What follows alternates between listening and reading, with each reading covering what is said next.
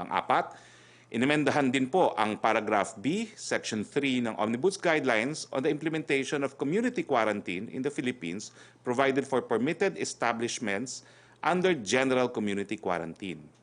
Ang sinasabi naman dito ay pinapayagan na ang lahat ng public at private construction projects, ngunit dapat mahigpit na sumunod sa construction safety guidelines sa panahon ng COVID-19 pandemic. Panglima, inadopt din po ng IATF ang Screening and Validation Committee ang mga sumusunod na mga rekomendasyon.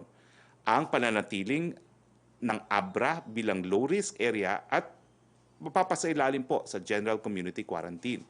Ang pag-convene ng Regional Interagency Task Force at pag-report nito sa mga bagay-bagay na may kinalaman sa appeals for risk classification. Dumako naman tayo sa datos ng DOH. Ano na ba ho ang sitwasyon sa COVID-19 sa bansa? Makikita po natin sa graph, no? Unang-una, ang pinakahuling ulat, mayroon na po tayong 10,794 COVID-19 cases sa Pilipinas. Mabuting balita po, ang recoveries po ay tumaas, 1,924. Ang mga namatay ay 719. Ito po ang graph natin. Makikita natin na hindi naman po tumataas sa 300 yung mga bagong cases ng COVID at nung kailan nga po ay bahagyang bumaba ng mga nakalipas na araw. Yung mga namamatay po sa nakalipas na 3 araw, medyo po tumaas pero nakikita po natin na hindi na rin tumataas sa 26, no, ang mga namamatay po. Samantalang ang recoveries po, patuloy po ang pagtaas, may konting bahagyang pagbaba ng mga nakalipas na 2 araw pero makikita nyo po matarik yung linya ng mga nagre-recover.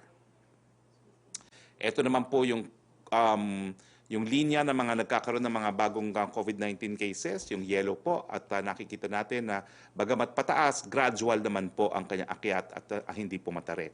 At makikita rin natin na tumataas yung mga nagre-recover at mukhang stable po yung mga numero ng mga namamatay. Ito naman po ang sitwasyon sa buong Pilipinas. Kung makikita nyo po, no? Talaga namang sa buong Pilipinas, kakaunti na po ang nasa red o yung tinatawag na critical, no? At makikita nyo na kasama pa rin sa critical ang Metro Manila at ang Davao, no?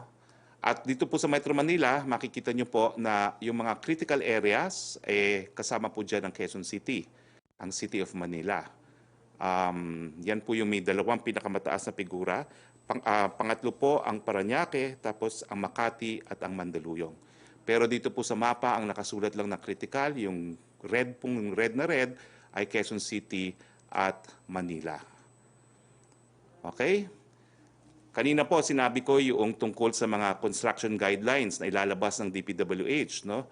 Well, ito na po ang guidelines. Unang-una po, kinakailangan po magkaroon ng inventory of works para sa mga construction sequencing na susundin at ipapatupad, no? Ito po ay para mapatupad nga po ang social distancing. Ang break time po ay dapat gagawin in a staggered manner. Dapat po patirahin sa maayos na quarters sa mga empleyado sa buong panahon ng proyekto na cover ng ECQ at GCQ. Kung walang matutulugan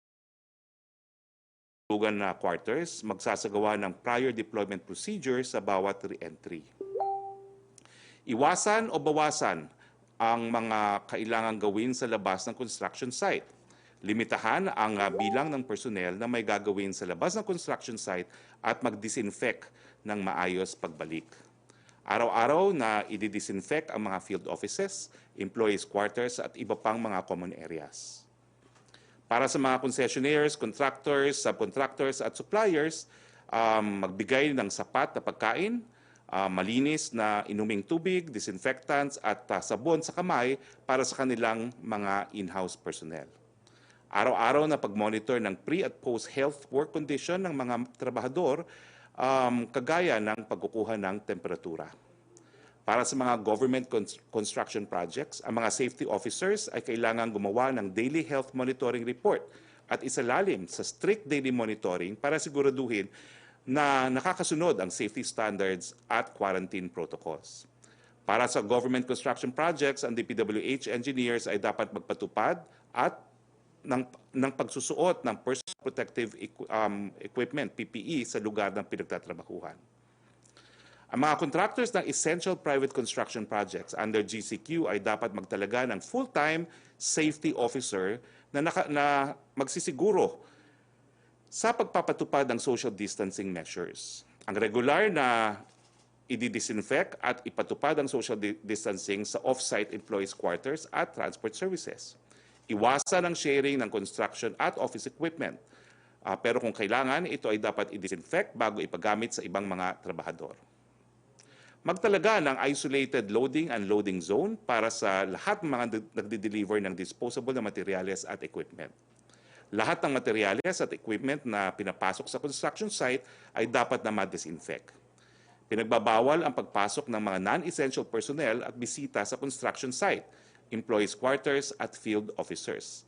Lahat ng personnel na papasok sa construction site on a temporary basis, halimbawa delivery truck, driver, mga inspektor, ay dapat nakalag at mag-check kung wala silang mga sintomas. Ang pagtitipon, alak at merrymaking ay mahigpit na pinagbabawal sa construction site. Gawing clustered at staggered ang deployment ng mga empleyado sa construction para mabawasan ang personnel contact at para mas madaling magkaroon ng contact tracing kung kinakailangan. Mag-establish ng tamang waste disposal para sa mga infectious waste kagaya ng PPEs at iba pang waste products. Samantala, lahat ng darating sa Pilipinas po ay sasailalim sa PCR testing at facility quarantine. Makikita natin sa slide ang prosesong pagdadaanan. Pagdating po ng ating mga kababayan, sila po ay magkakaroon ng orientation, yung basic quarantine orientation, tapos yung one-stop shop para sa mga dokumento, tapos sila po ay isa-swab. Samantalang nag-aantay po sila ng resulta, mga 2 hanggang 5 araw, sila po ay nasa facility quarantine. Kung kayo po ay isang OFW, yan po ay libre, babayaran ng OWA. Kung kayo po ay hindi OFW, kayo po ang magbabayad ng quarantine facility. Pagkalabas po ng resulta at ikaw ay positive, diretso po sa ospital o di naman kaya sa Wihilas One Center. Kung ikaw naman po ay negative, ikaw po ay pauuwiin na at ang iyong transportation ay aayusin ng DOTR o ng LGU. Sa ibang mga bagay naman po ay nagpapasalamat po tayo, no? Dahil sa isang survey po ng prestihiyosong Toluna Group, lumalabas po na ang mga kababayan po natin ay satisfied sa performance po ng ating gobyerno sa pagharap sa COVID-19. Sa katunayan po, nasa top 6 po ang Pilipinas. At makikita niyo po ito sa chart natin, no? Number 6 po tayo, no? At halos lahat po ng nasa top 6 ay mga bansa po na narito po sa Asia.